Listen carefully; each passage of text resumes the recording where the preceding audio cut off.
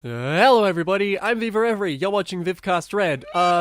This is for season 6 episode 12, Spice Up Your Life. Let's jump straight into the formalities.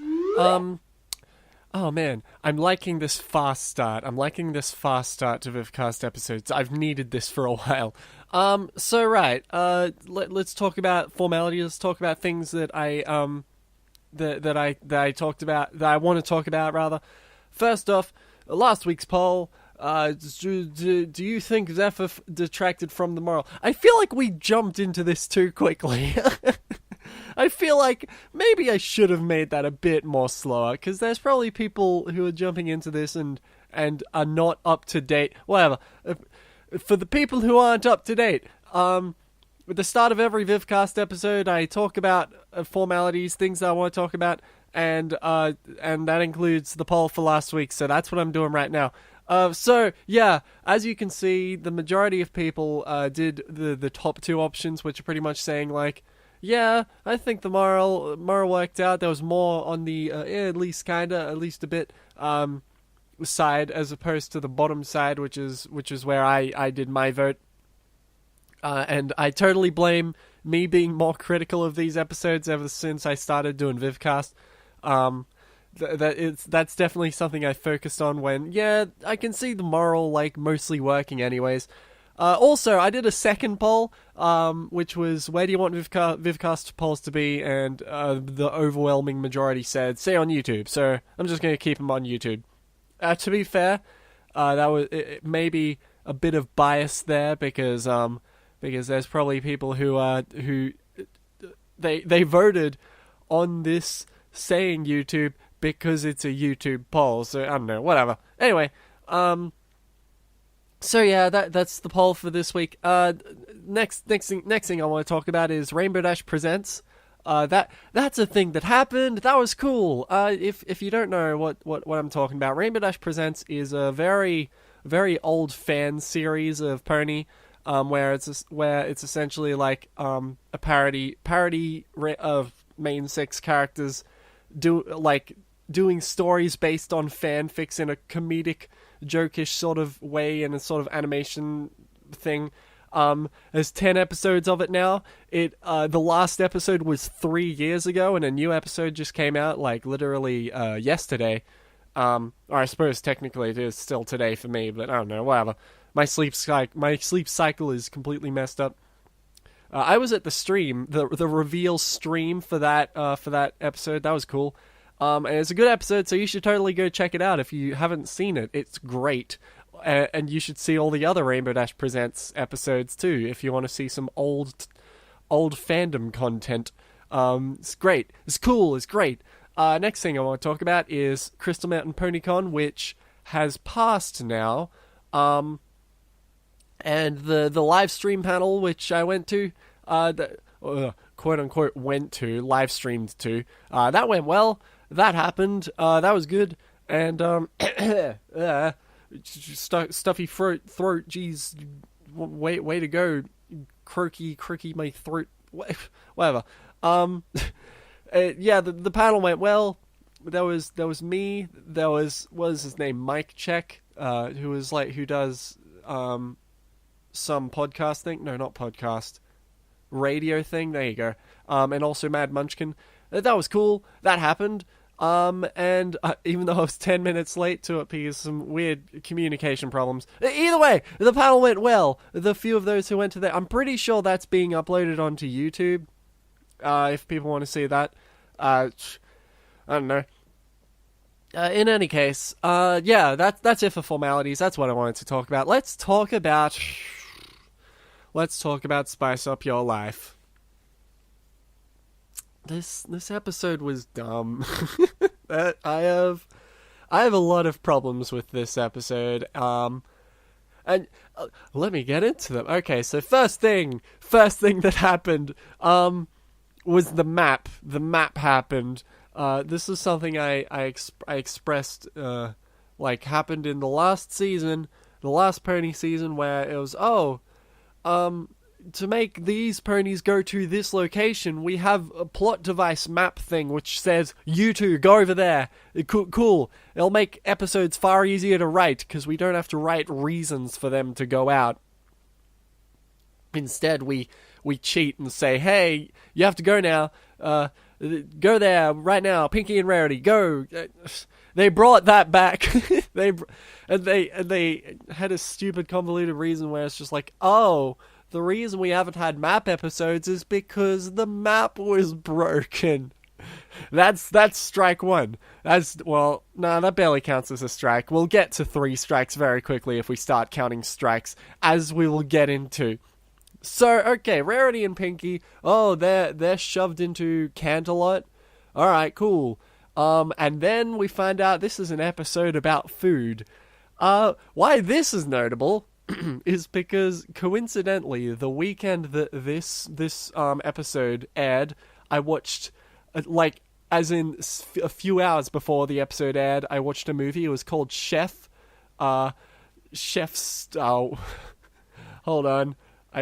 Chef starring Jon Favreau. That was a 2014 movie. It was a pretty good movie, and it's notable because it's somewhat relevant to this episode of Pony, and I find that funny. The fact here's a quick synopsis of Chef. There is a person who works at a restaurant, and he it's kind of hilarious. He gets a bad online review, and he gets really mad over it, and then he he discovers Twitter, and he discovers how he pretty much discovers the internet, and how one small thing can blossom into a giant thing just because things randomly go viral, and it's hilarious. And then after that happens, it was just him, getting back on his feet. Anyway, it was a good movie. And it's relevant because this is an episode about food. And in a similar sort of sense, okay, the movie Chef, the main character pretty much, he wants to make good food, food, and he's, really serious about the food that he makes. And he's let's say, you could parallel him with the critic later on in the episode. Maybe I should talk about this later. I'll talk about, because I want a dedicated part where I talk about the critic later on in this episode, but we're not there yet. Pinky and Rarity, they show up, they're hungry, so they go get food, and then Rarity's just there's this critic who rates these places. And if it's 3 hooves, then it's really good. Alright, cool. So they go to these food places, and they serve them, quote-unquote, fancy food. Problem. Aren't the fancy food stuffs, aren't they, really expensive? Because they went to, 5 places. They spent $1 billion. They spent $1 million. Just going to food saying, I don't like this. I don't like this. I don't like this. That's pretty stupid. That's strike 1. There you go. That's strike 1. Completely not taking into account that food at fancy places is really expensive. Even the stuff that's just totally does not look worth it. Whatever. So that was dumb. So Pinky and Rarity then go and, oh, look, here's a place that serves good food, quote unquote. Okay, this is silly. They go over there, it's just oh, they serve legitimately good food, but they are not getting any customers. And why? Okay, to be fair, maybe it's oh, nobody goes to this weird alleyway and finds this weird shop, this weird store that nobody knows about. Okay, so that's because... Does that mean they're bad at advertising? No, it's because they don't have any hooves on their thing. That's not realistic. That's silly. That's silly and doesn't make sense. But okay. for the sake of argument, let's say, okay, maybe people, they don't go there because of the hooves, but, like, surely somebody somewhere at the very least attempted to check out this place, maybe on a whim, like Pinky and Rarity, and said, hey, you know what? This food is really great. I'm gonna tell my friends. That's what happens. That's generally what happens. Either A, I'm gonna tell my friends, or B, more importantly, I'm going to come back later because I like this food. That's just what happens when there's a place that serves good food. Then, like, people are gonna come back. So, okay, nobody has gone to this place, period, that means. Nobody has gone to this place, period, and nobody intends to go to this place because no hooves. Oh, okay, sure, I'll let that slide, even though that's probably strike two. They go in and they say, hey, this food is really good. Looks like we found our friendship problem because the people behind the store, whose names I can't remember, they say, oh, wait, nobody's coming here, we're screwed, we need to do something. Rarity says, we're gonna get, yes, we're gonna get the critic to come in and give you hooves, because that's the main reason why people are not coming to your store. Okay. So then she goes out and does that, and then Rarity says, okay, now the critic is going to come in, we need to prepare, we need to make this place look good within the day, or whatever, and then the song happens. The song, it's okay, but it really bugs me how much it repeats itself. It does that silly little halfway, like, oh, on this side is Rarity, on this side is Pinky animation. They do that literally 3 times. They've definitely repeated animation before, but this is the only time, I think, where they've done it 3 times. And it's really noticeable, and that really bugged me. So that... that's strike 2.5. I'd call that half a strike. Here's the problem. For a TV show, you should not ever have a song that has 3 of the same chorus, especially if the song is just gonna, like, repeat.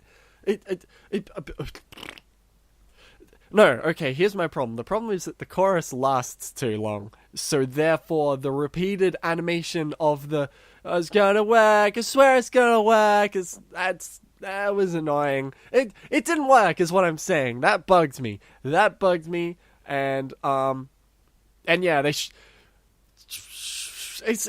like, it wasn't even impressive animation. It was just them wobbling back and forth, sort of. Like, okay. Like, have you seen Art of the Dress? I know I'm repeating myself. Last episode, I mentioned Art of the Dress as well. I also said last episode that I would be talking about the episode later, and here we are talking about how the repeated animation, or the slow animation, Art of the Dress is season 1, and it looks so much better. Like, there's things happening, it's exciting. I don't know. That bugged me. Let's talk about the critic. So the critic comes... Wait. Yeah. There's also another problem. We'll get to that later. That's later in my dot points. But the critic comes in, and I have to side with the critic when they like it's a she. Yeah, it's a she. It looks like Voldemort, but it's a she. She says, like, oh, like, I rate food based on blah and blah. Like, it's like, I don't agree, but I get it. And the characters in the show don't get it. They never do. They never resolve anything. Like, they say, oh, the critic is bad, don't listen to the critic, and that's the moral. Like, what? Like, critics, like, okay. It's sort of like the divide between me casually liking a pony episode by not thinking about it, and the people, like, who like overly criticize it, saying, like, oh, it could have been done like this, because they're serious about that line of work. They're serious about how writing is done, how animation is done, how like storytelling in general is done. They're serious about that, so they want to like criticize things, saying like, this is how it could have been done better.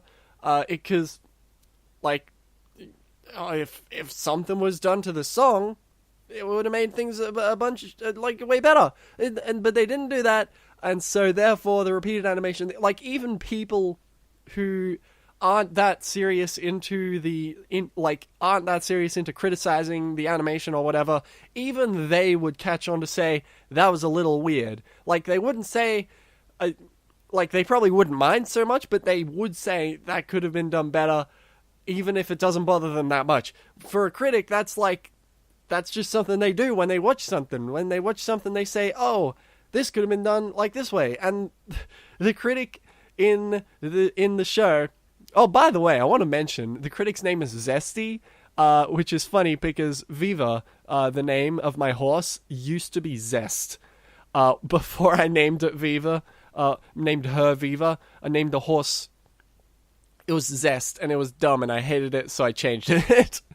And that's funny. Anyway, yeah. So yeah, like they could have. There's things that they could have done that they didn't do. It's how they did it is, I don't like how they did it. Like they completely like write off the critic as saying like, "Oh, you've got different tastes, but that does not conform to everybody else." But hold on a second. People were like completely criticizing, "Oh, these places need to have 3 hooves to be considered good." Well, then, did these people who went to these 3 hooves restaurants, like, ever say, "Oh, I don't like this food, maybe I shouldn't listen"? Like, if there was actually a reason to say that, no, this is dumb. Oh, God. I'm confusing myself now. Oh, good. Hold on. Okay, I'm back. My face was really snotty. I needed to clean my face because there was snot over it. And I wanted to keep talking. I didn't want to distract myself, but my snot kept distracting me. Jesus Christ. Where was I? I was talking about, wow, we just went into 2 completely different extremes. I was criticizing how the show was really bugging me, how it's like completely ignoring one side of the argument, the whole critic's argument. Ratatouille is a good example of the contrary. Ratatouille is like, oh, the critic gets like his storyline. It's like the critic in Ratatouille is very similar to the critic in this episode, except the difference is that the critic in Ratatouille like has a like a like there's a what's the word I'm looking for? Resolution. There's a resolution to the conflict regarding him, but that never happens in this episode. They just write off the critics saying, like, nobody thinks like you. Nobody listened to you. Go away. You're stupid. That's dumb. That's dumb. That's it. Oh my God. And there's another thing. There's another thing I wanted to get into. But first off, I want to address this dot point. Canadian horses. I want to point out that I did Canadian horses first. Oh, jeez. God damn it. Next thing I want to bring up is Pinkie Pie's advertising. Okay, so this is completely ignoring the critic. This is how the conflict is resolved. Pinkie Pie... No. Rarity goes in saying, oh, come into this niche place where there's tasty food different to everybody else. But that's exactly what Pinkie Pie does. Why didn't it work when she did it? What? Like, okay, there was this conflict during the song. Rarity says, conform to everybody else. Like, because people like that. It's obvious that it's shown that it works. Do that. Do what everybody else is doing. Or at least do something similar to it. I don't know. Get your 3 hooves. the three hooves are important, obviously, because like that gives you a good, I don't know, scale of people knowing who you are. Whatever, three hooves, it's good. Do that. And then Pinkie Pie says, keep going on, and you can stick with this. And there's obviously a conflict in the song. They're saying two completely different things. Neither, like, you need to like solve both in order to say that this conflict was properly resolved, but they solved half of it, and the other, like Pinkie saying, oh, being different is good, and that turned out to work out at the end of the episode. Rarity says, your advertising is bullshit, so get the three hooves from Zesty by appealing to her, because that obviously gets other people into the store. But but like the advertising for Pinkie didn't work because of the three hooves thing. Why is the advertising working for Rarity? What did she do differently? Oh, I'm Rarity. I have 2 signs instead of fucking 1. That's dumb. That's strike 3. Now you're out. That's 3.5 strikes, actually. That is just... You don't resolve the entire conflict. The song is like a good chunk of the episode, and you don't address it. You barely do. And the critic, you don't address it. And also, they spent $1 trillion, $1 billion redesigning the fucking restaurant twice without talking about it. They don't even have pockets. Who's paying for this? This is so stupid. Oh god. You know what the problem is? I've watched too many episodes of Kitchen Nightmares. Which is an episode, which is a TV show starring Gordon Ramsay, which is essentially him going up to failing restaurants, seeing what they're doing wrong, and saying, alright, here's what you're doing wrong, this is what you need to do better, and, like, because of that, I know how restaurants work, funnily enough. And there's so many, it just bugs me. This episode bugged me. There were things that were stupid, and they totally should have addressed, but didn't address, and it's so weird me saying this, because overall, I can say I watched the episode, and I overall enjoyed it, especially the first time I watched it, I was curious as to what happened. The animation is still good, like, it repeated itself weirdly during the song, but it was still good. But it's just returning to the episode and analyzing it.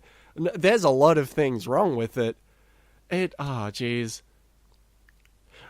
Final thing I want to mention is what shuts Zesty up.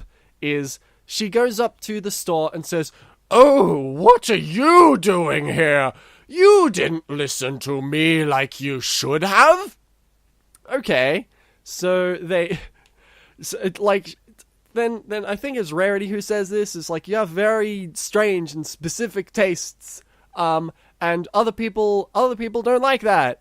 And then people stand up and saying, like, yeah, I don't like that. Well, then why didn't your restaurant visiting experience reflect that? Because the people who would have been doing things differently would be getting the customers, and that is not what happened for the fucking Sweet Treat. The only place that did things differently. So what happens at the end of the episode? Zesty probably, like, has no job because nobody's fucking listening to her anymore. God, okay. I think I'm done talking about the episode. Jesus Christ. And that is edit number 3. The reason why I've got such a snotty nose is because I cleaned up my room. I reordered everything in my room a couple of days ago, and likewise, I was in the corner of my room, all 4 of them. Well, technically, my room has 5 corners because it's got this jutting out closet thing. But I was still only in 4 of the corners. Point is, it's very dusty, and I'm not good with dust. I'm not sick, I'm just snotty. So that's annoying. But in any case, yeah, the episode analysis is over. That's my opinions on this episode. Jesus Christ. I was very critical of it. I think this is the most critical I've been on an episode. Like at the very least with Flutterbrudder, it entertained me. It was dumb, and I hated Zephyr, but it entertained me. This one, there was just mountains of things that were just wrong with it, and that just bugged me. Whatever. Oh well. Let's bring up. Let's talk about comments, or just one. I have one comment for last week's episode. Last week, here's Alzarath Queelisk, however you pronounce that. Who I wanted to bring up this comment in particular because this is the only comment who completely argued the opposing case as to why I was wrong in saying that that like Zephyr can be like my problem with Zephyr is that he was completely unlikable and dumb, and like I was essentially just like, let him rot, let him figure things out for himself. He needs to like figure things out for himself. Whatever. This person says that that's probably not the best way to do it. He says that it's just leaving them to rot is probably a very bad idea, which is, yeah, very fair enough. I don't know. I guess that's like a parenting conversation. You know, like talk to a parent who's good at parenting to see like, oh, what are they like?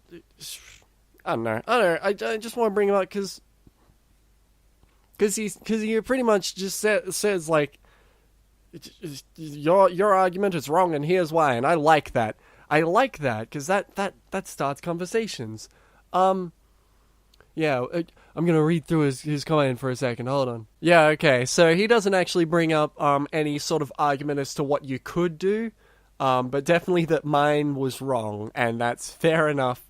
And I appreciate it for you bringing that up. Yeah, okay. That's the only comment for this week, but we do have fan art. Oh boy, it's fan art time. We have several pieces today. First off, loading. Hold on.